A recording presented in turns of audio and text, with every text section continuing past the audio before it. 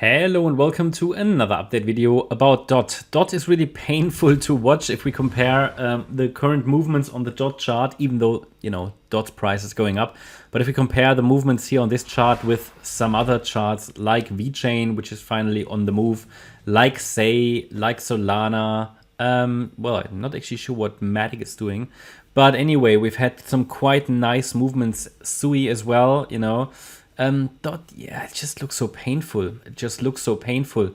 And I don't trust this move to the upside. Doesn't mean it couldn't play out. I mean, at the moment, the chart is doing everything to at least keep this yellow scenario alive.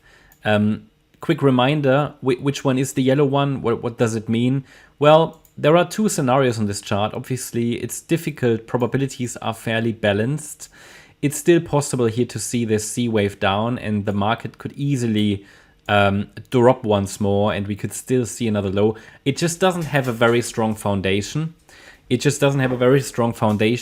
you move to the upside, after that deep pullback, it just hasn't built a very solid foundation. We don't have a 5-wave move up or anything, or 3-wave down. It's 3 up, it's 3 down, so it's very difficult just, and yeah, I mean, you could say this looks bullish, and by all means, it certainly is printing higher highs and higher lows. However, if I have to compare this structure that we've seen with a structure on other charts, I can only just, analyze what I see, and other charts give us much clearer parameters. I think that's the thing. This here can also move to the upside, which is why I'm tracking the yellow count, the yellow microstructure. An initial 5-wave move up is always needed to confirm that a correction is over. In this case, wave 4 in yellow here, yeah. So that could be in. The 23rd of January might have marked the low of that 4th wave. But to confirm it, I mean, I need to see, I hope that's clear, I need to see at least something. I need to see either a 5-wave pattern, which is large enough, and it might be working on that, but I only have 3 waves up at the moment and not even completed or fulfilled the minimum expectation and minimum target of what a 3rd wave should do, which is minimally 839, better 863 in this context. So that's one side of the story. Also, I need to see at least, it printing higher highs and higher lows. Well, it's not doing that so far in a convincing way from the 23rd of January low. We have a lower high and, yeah, a higher low. And now it's doing a higher high, but I need another higher low and another higher high. And, that takes me to the 5 waves. Or if I don't get these 5 waves, I don't have an uptrend. Okay, so I need that, which makes sense. That's sort of the smallest number of waves that is needed for indicating an uptrend. So that would be the first indication, really, that wave 4 has bottomed there. Until then, until we see that, the probabilities are still high for this white count to play out. What does it mean? Does it mean it's bearish? No.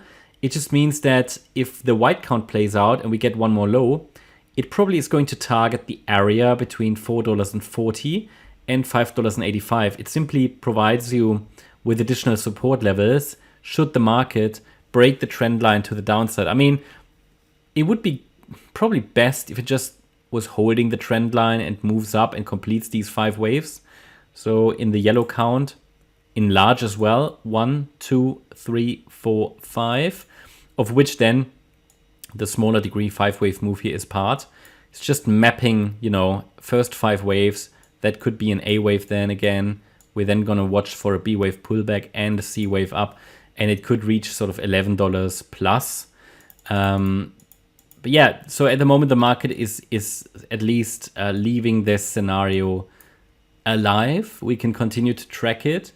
And as soon as we reach 839, which is, as I said, the minimum target for this 5th wave, for the 3rd wave, then I can also give you the next support level for the wave 4.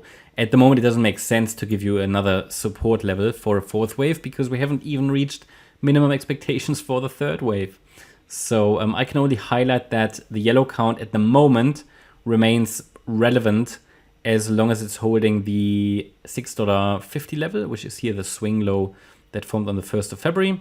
That's basically in line with previous communication and previous updates. So that's the short-term support. And then we have a very short-term support, which is the last swing low, this B wave low at $7. So typically a break below a B wave low in this case indicates that, yeah, we're heading down, okay? And it would be initial confirmation that the C wave to the downside is unfolding. Until that happens, you know, I keep the door open for higher. It's currently a bullish market. Bitcoin is in an uptrend, you know, and other coins as well performing quite well. It's just that the parameters here aren't very clear. So I think I suggested in one of the last updates, if anybody wants to trade this, I mean, I think there are better setups out there at the moment, but if you really want to, I mean, it's reasonable to set a stop below that $6 level. Just generally reasonable doesn't mean you need to do this. And I'm not telling you to trade this because it's rather unclear. Again, it doesn't mean it's bearish. It's just not clearly bullish. And I think we should always, look at what's, more important than knowing what to trade is also knowing what not to trade. Because if there is no real setup, there's no point trading something. So, and the analysis tells us when it's not crystal clear. Why make it harder? Trading is hard enough. Don't make it harder than it needs to be. But I think sort of the levels that we're watching here are fairly clear. I gave you the minimum expectation for the third wave.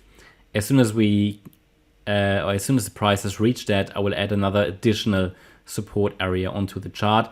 There is also going to be short-term Fibonacci resistance, which is the 78.6 retracement here at $7.95. So watch that level as we move a little higher. That's my update about DOT. Hope you liked the update. If you did, please hit the like button, leave a comment, and subscribe. And if you really like the content, then please check out the channel membership. Also, make sure that you follow us on Instagram and Twitter for additional content. Thanks a lot for watching. Bye-bye.